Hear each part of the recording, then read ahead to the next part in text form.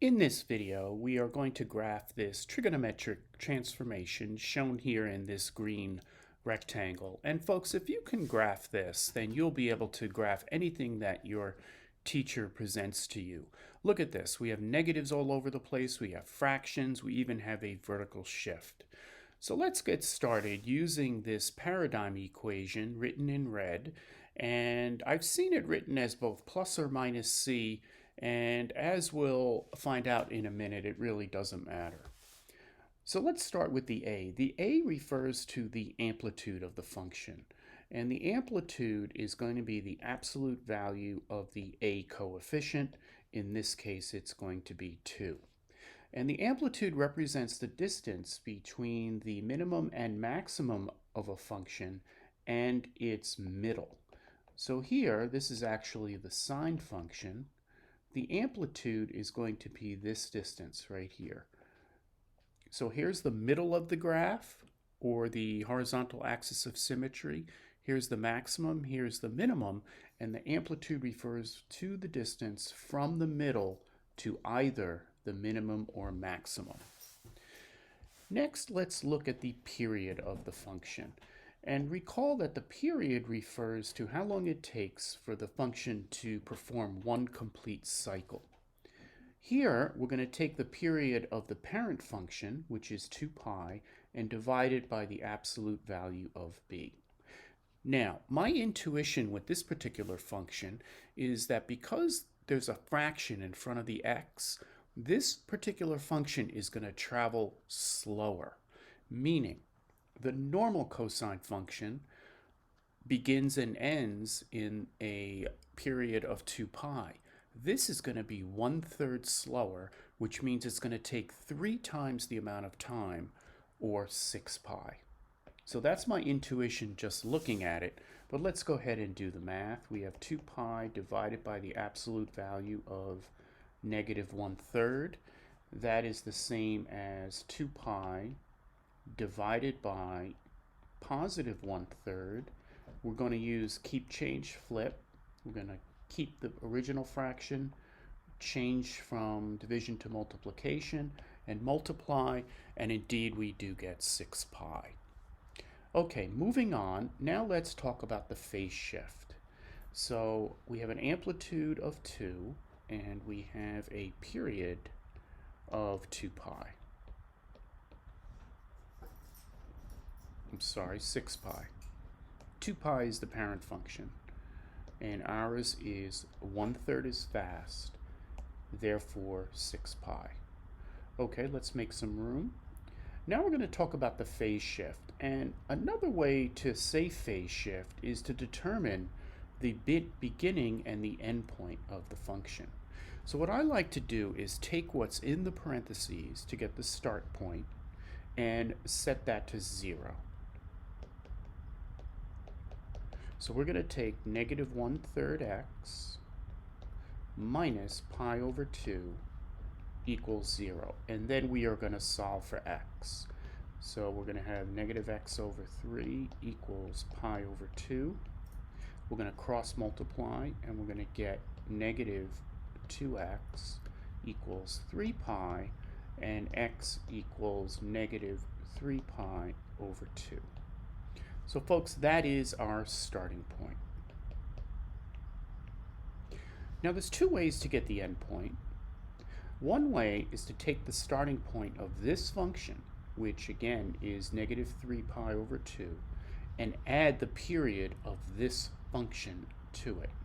So if we have -3 pi over 2, we are going to add 6 pi, which is the same as 12 pi over 2, and we're going to get 9 pi over 2 as our ending point.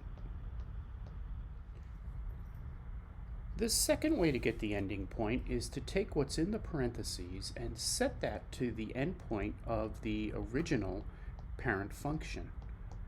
So let's do that.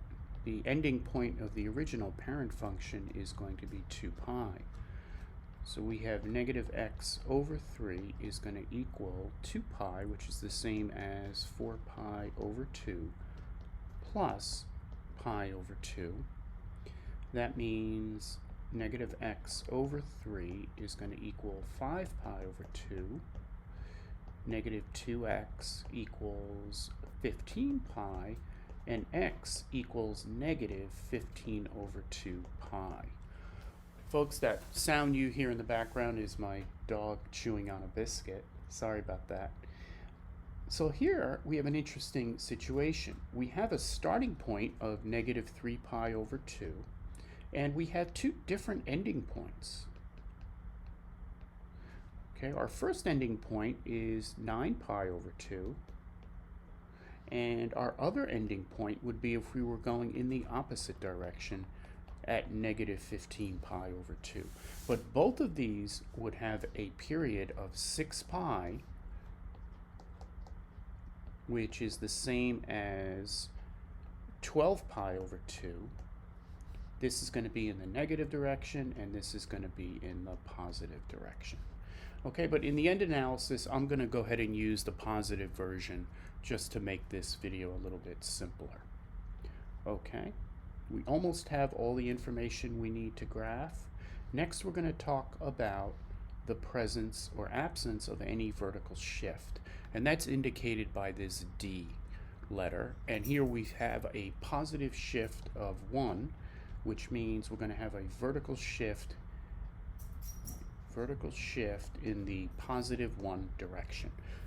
And we'll see what that means in terms of graphing in a moment. Okay, folks, the next thing we'd like to do is to find the critical points of a graph. And what do I mean by critical points? Well, let's look at the parent function for a moment, y equals cosine of x. And if we go ahead and add the parameters indicated in that red equation, we see that the amplitude is 1. The middle of this graph is going to be y equals 0, so there's no vertical shift. The amplitude is going to refer to the distance between the middle of the graph and the maximum, and the middle of the graph and the minimum, so it is indeed 1. The period is going to be 2 pi because there is no coefficient here with the x, or I should say it's 1. So you can see if you go from 0 all the way to 2 pi, it completes one cycle. The fact that there is no phase shift indicates that the starting point is going to be 0 and the ending point is going to be 2 pi. But folks, I want to draw your attention to what I mentioned earlier, which are the critical points. The critical points refers to when something major happens. So here, if we start here, negative pi over 2, this is a critical point because we're at the middle of the graph. Here, we're at x equals 0, maximum. X equals pi over 2, we're back at the middle. X equals pi, we're at the minimum, middle, maximum, and so forth. So I think it's crucial that when you graph these trigonometric transformations is you need to find these critical points, and they're going to occur every 1/4 of a period. So 2 pi is the entire period. If you divide 2 pi by 4, you get pi over 2. So every pi over 2 that you advance on the x-axis, something critical is going to happen. So let's now talk about how to apply what we know to this particular function. I've gone ahead and rewritten the crucial information, so let's go ahead and now graph this. First thing I like to do is graph the middle of the graph. So that's going to be lifted by 1 unit from the x-axis, and this is going to be y equals positive 1. That is our middle. Next, let's use the amplitude to plot both the maximum, which is going to be up here at positive 3, and the minimum, which is going to be at negative 1. How did we get that? We took the amplitude, which was 2, and we went 2 units in the negative direction. 1 minus 2 is negative 1, and then we went 2 units in the positive direction, with 1 plus 2 being equal to 3. Next, folks, we want to go ahead and mark our starting point and ending point. So our starting point is going to be negative 3 pi over 2, and our ending point is going to be 9 pi over 2. Next, we want to find the critical points. Again, the critical points are where things are going to happen in terms of being in the middle, the maximum, or the minimum. There's two ways to find the critical points. The first is to take the average of the numerators and keep the denominator. So if we take the average of negative 3 pi, we ignore the denominator for a second, and 9 pi, by adding them and dividing that by 2, we get 6 pi over 2 or 3 pi over 2. So the middle between negative 3 pi over 2 and 9 pi over 2 is going to be positive 3 pi over 2. So we've now divided this entire period in half. Next, what we're going to do is we're going to divide each of these segments and find the midpoint. So if we take the average of negative 3 pi and positive 3 pi, we add those together, we get 0. We divide by 2, we get 0. Therefore, this is going to be the midpoint between those two sections, those 2 points, I should say. Now we're going to find the midpoint between 3 pi and 9 pi. Again, we're only going to focus on the numerators. 9 pi plus 3 pi is 12 pi. We divide by 2, and that gives us 6 pi in the numerator, and we keep the denominator. So folks, as you'll see, something is going to happen at each one of these critical points. The second way to find the critical points is to use the distance between the numerator and denominator and divide by 4. So how do we find, the numerator of the beginning and the numerator of the end and divide by 4? So how do we find distance? We take 9 pi minus negative 3 pi. That is going to give us 12 pi over 2, and we divide that by 4. So now what we're going to do is we're going to advance 3 pi over 2 to get our critical points. That brings us to 0, positive 3 pi over 2, and 6 pi over 2. Okay, folks, now that we have our graph partially built and we have our critical points, let me go ahead and put them on there. We have our starting point, then we're at 0, then we're at positive 3 pi over 2,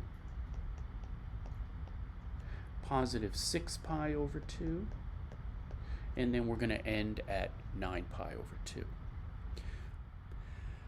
Now that we have our structure of the graph built, we can go ahead and proceed and graph. Now, most of the time, if you have a parent function without a lot going on, you can go ahead and start, in the case of cosine, at its maximum. But look at all these negatives we have. So I'm not 100% sure that at the starting point, the cosine value is going to be at its maximum. So what I do in this scenario is I take the function and I go ahead and plug in the starting point and I determine what the output is. So this is our original function, recall.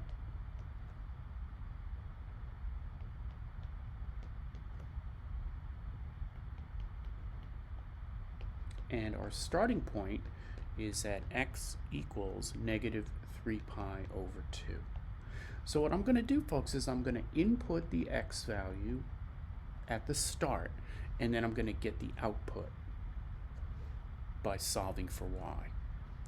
So if we have negative 2 cosine of negative 1/3 times negative 3 pi over 2 minus pi over 2 plus 1. This is going to be negative 2 cosine of positive pi over 2 minus pi over 2 plus 1. That's going to give us negative 2 cosine of 0 plus 1. The cosine of 0 degrees is 1. This is going to give us a value of negative 2 times 1 plus 1, which is going to equal negative 1. So indeed, for this particular function, when x equals negative 3 pi over 2, our y value equals negative 1. So let's go ahead and plot that on our graph. We are going to have, this is our first point. Our input value, negative 3 pi over 2. Our output value is negative 1. Now, folks, using the critical values, we can go ahead and proceed to graph this function. Again, the cosine function is going to start, if it was at its minimum, its next move is to the middle. It can't go anywhere else. It has to go from its minimum to the middle. So that's what we're going to do. Now this is might be a different minimum. In this case, it happens to be the same. But in this case, we have to go to the middle at our next critical point. So the middle is going to be at y equals positive 1, which is located here. Next, where does the cosine graph go after it goes to the middle? It goes to the maximum. So at our next critical point, 1/4 of a period later, this graph is going to go to the maximum. And the maximum is going to be positive 3. Next, 1/4 of a period later, it's going to be at the middle. And finally, at the ending point, it is going to be back at the minimum. So we start at the minimum. We move to the middle. We get to the maximum. We come back to the middle, and then we go back to the minimum. And folks, that is your graph. So I went ahead and graphed our function on Desmos. You could see here's the original transformed trigonometric function. So let's compare what's on Desmos to a miniaturized version of what we had a few moments ago on screen. Okay, so Desmos has a minimum value here at negative 3 pi over 2. That minimum value is indeed at y equals negative 1, and we could see we have that same point as negative 1. Next, Desmos has the graph going to the middle of the graph. Here's the line y equals 1, this horizontal line. That's the middle of the graph, which matches the middle of our graph. And we have that the y value here is right in the middle of the graph, which is y equals 1, and that corresponds to what we have. 1/4 of a period later, at positive 3 pi over 2, we see that Desmos has us at a maximum. That maximum is positive 3, and indeed at 3 pi over 2 we are at the maximum. Next, Desmos has us moving back to the middle, and we are back at the middle on Desmos at 3 pi, which corresponds to what we had, which was 6 pi over 2. And finally, Desmos has the minimum occurring at 9 pi over 2, which exactly matches our graph.